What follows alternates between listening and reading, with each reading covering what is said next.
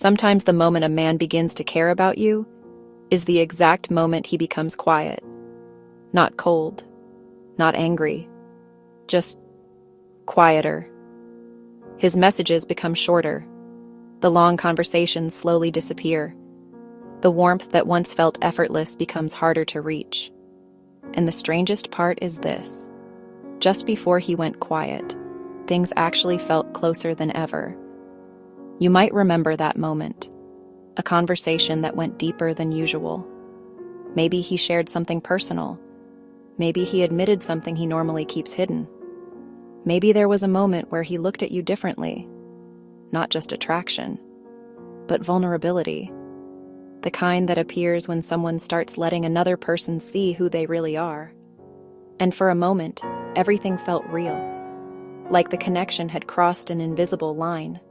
Before that moment, things were easy. There was flirting, curiosity, playfulness. Nothing too serious, nothing too exposed.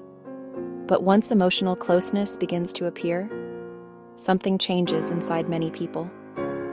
Because caring about someone creates a new kind of awareness. The awareness that this person now matters. And when someone matters, they suddenly gain the power to hurt you. For people who are comfortable with emotional closeness, that realization can feel exciting. It means the relationship is becoming meaningful.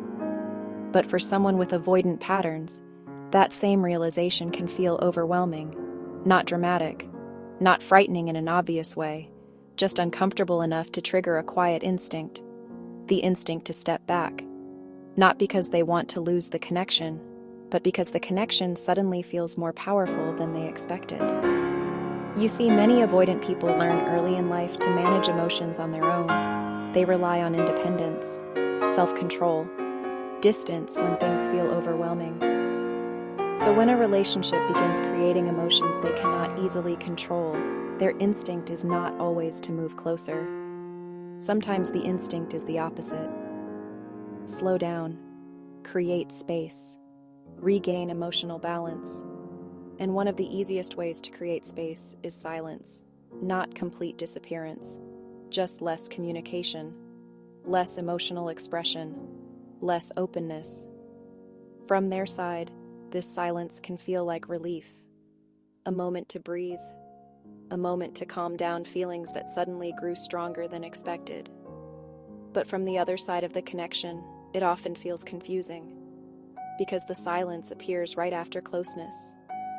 Right after vulnerability, right after something meaningful seemed to happen between two people. And that contradiction creates questions. Did I say something wrong? Did I scare him away?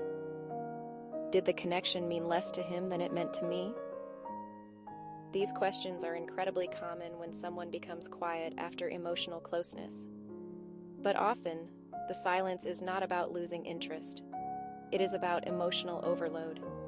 Because when someone who values independence begins feeling deeply connected to another person, they may experience something unfamiliar. Emotional dependence. The awareness that someone else's presence now affects their inner world. That awareness can feel unsettling.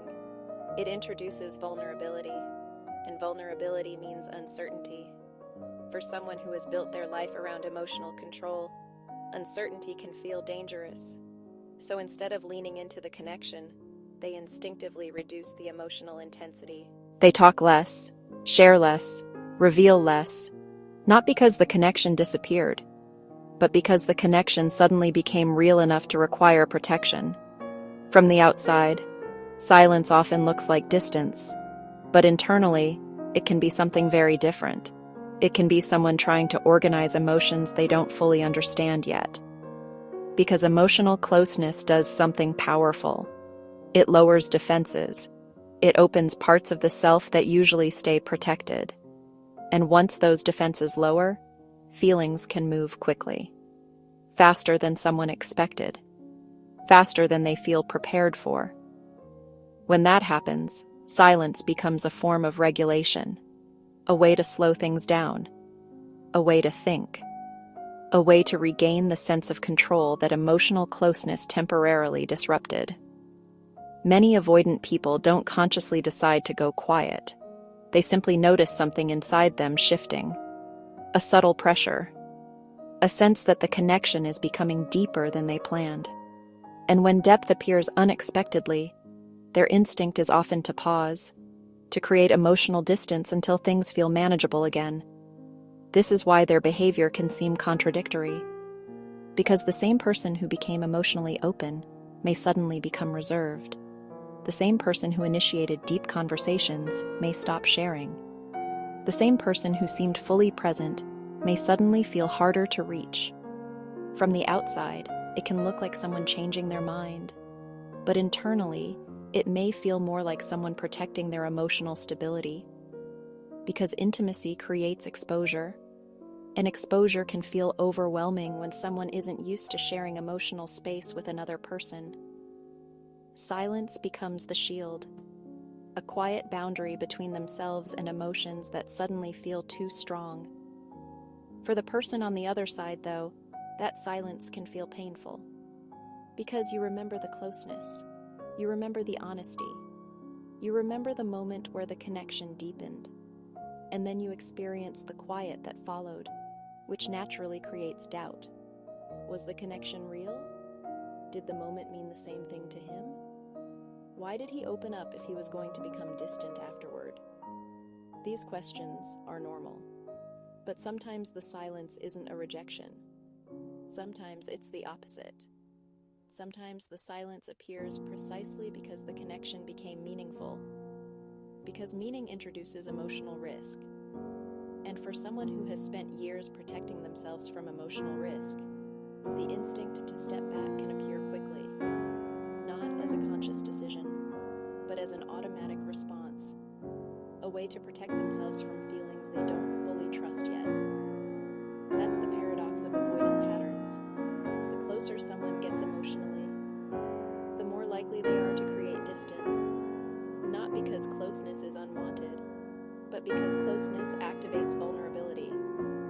And vulnerability can feel frightening when someone isn't used to sharing their emotional world with another person. So they go quiet. Not always permanently, not always intentionally, but long enough to restore the emotional balance they feel slipping